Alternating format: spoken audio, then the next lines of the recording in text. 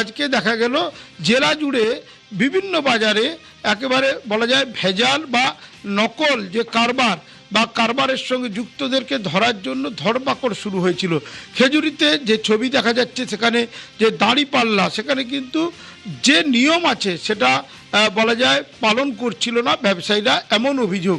এবং সে কারণেই হানা দিলেন, বিধায়ক থাকলেন, এলাকার বিডিও, প্রশাসন, ফুড দপ্তরের আধিকারিকরা, যেখানে যেখানে দল বেঁধে কিন্তু বলা যায় ভাগ হয়ে অভিযান চালাচ্ছেন। এবং তারই মধ্যে এই ছবি ধরা পড়েছে যেখানে মাছ কিনছেন ক্রেতারা, তাদেরকে কিন্তু দেওয়া হচ্ছে, ঠকানো হচ্ছে ওজনে।